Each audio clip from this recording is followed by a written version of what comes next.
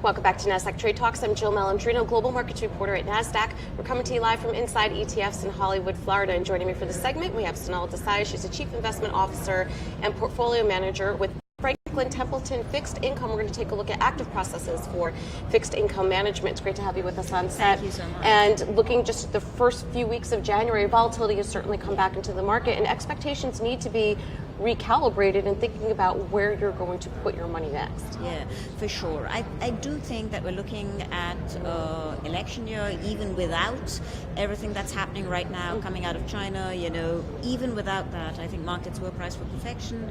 Definitely we should anticipate more volatility. Being active has never been more important.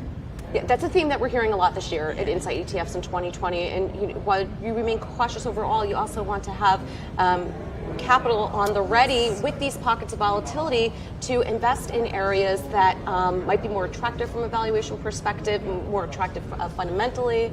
And I think actually what I really look at is, because of the quantity of capital that has gone into passive investing, if people decide they want to sell, they sell everything.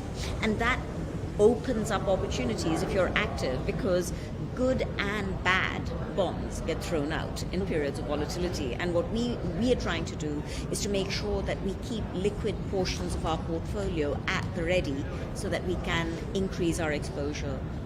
And it's interesting what you say here too, because the Fed has been extremely loose, very dovish this year. It's contributed to these asset valuations that appear to be stretched. So it's almost like you're willing to take on these stretched valuations. But what about the future of it all? And active management, you have to be at the ready, because passive investing will not necessarily correct for when these things do. I think that, you bring up such an excellent point. I am worried, because if I look at what we've been seeing, certainly in equity markets, since the last, not QE, but we all know it's QE, which started in October of last year, essentially the Fed unwound over half of the removal of QE, which it did over the previous few years. Right. Out of the 700 billion which they contracted their balance sheet, well, it's been re-increased, so to speak, to around 400 billion. So to me, this means that we're looking as fixed income investors once again at a situation where indices are at historically high duration levels.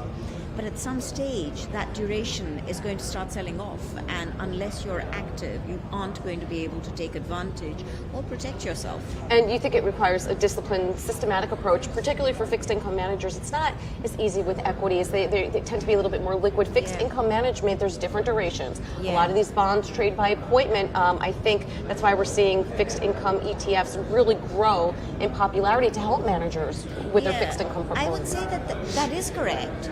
But again, I can't emphasize enough how important being active in this environment is. Right. Because certainly those stretched valuations have led to crowded positioning in various segments of the market, and probably some overvaluation in different pieces of the fixed income universe.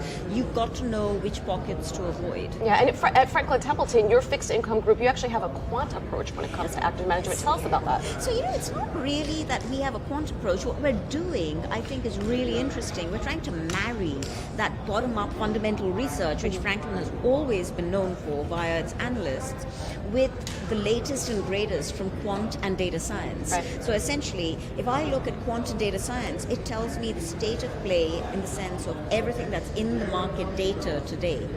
The analysts are, in some ways, our source of alternative data, because the analysts, in a forward-looking way, we hope on occasion disagree with what the market is saying. So essentially what we're trying to do is to find that sweet spot between quant and fundamentally driven strategies. And actually not very many people are doing that. Typically in the fixed income space, people are quant or they're fundamentally driven. And what we're trying to do is to find a spot between the two.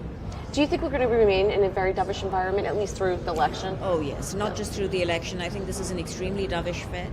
I think it's a little bit risky because we're looking at very easy fiscal policy, pretty darned easy monetary policy. The two together, I think, will create greater distortions. So when at some stage markets correct, there isn't very much holding them up. Right. Except for easy policies. So this year, I do not expect the Fed to do anything else. At some stage, So the piper will need to be paid. Yes, what comes up must come down, Must that's come for sure. down, All right, indeed. Sonal, thank you so much for joining us Thank you Inside so ETFs. much. And thanks for joining me on Trade Talks. I'm Jill Malandrino, Global Markets Reporter at Nasdaq.